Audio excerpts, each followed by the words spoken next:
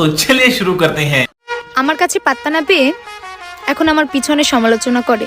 রে তুই যে মেয়েদের কথা কথা দাসী বলিস, দাসী তো ওরা না, দাসী দেখতে তোর মতো। হ্যাঁ, আর তোর ক্ষমাটাই দাসীর মতো বাড়া। বাহ দাসী বাহ। আর কথায় কথায় 32 পাটি দাঁত বের করে হাসিস। এত দাঁত তো হলুদ। তুই আমার কাছে মকলেস কোম্পানির টুথপেস্ট আছে, দিবানে দাঁত ঘষে পরিষ্কার করে তারপরে ডায়লগ ছাপাইস। তুমি যদি হও বহুরূপী তাহলে আমি হব গিরগিটি। রে তোরা নতুন করে গিরগিটি সাজতে হবে না, তোর ক্ষমাটাই গিরগিটির মতন বাড়া। তুমি দেখাবা যত ঢং আমি বদলাবো তত রং। তুমি যতই রং ঢং করো না কেন, রাতে কখনো একা বের হইও না। ও পোলাপান দেখলে পরকালে চলে যাবে। হ্যাঁ, আর একটা কথা কি জানো, তোমার নতুন করে গিরগিটি সাজতে হবে না, তোমার ক্ষমাটাই পুরো গিরগিটির মতো বাড়া। দেখতে মানে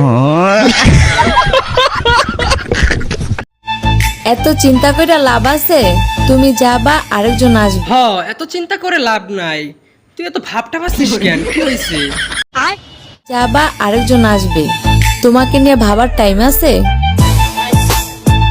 তুই ঠিকই বলছিস, একটা যাবে আর একটা আসবে, কিন্তু আমার একটা কথা, তোদের মতো মেয়েদের এক পাড়ায় হয় না, 12 পাড়ার কথা লাগে।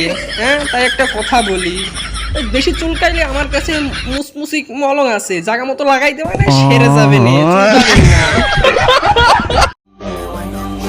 আমার পিছনে পড়ে থাকা দাসীদের বলে দিই, জি আপা, আপনি তো পুষ্টির অভাব। দাসীদের কি বলবো? আমি আমার জামাইয়ের টাকায় চলি, তাদের ভাতারের টাকায় না।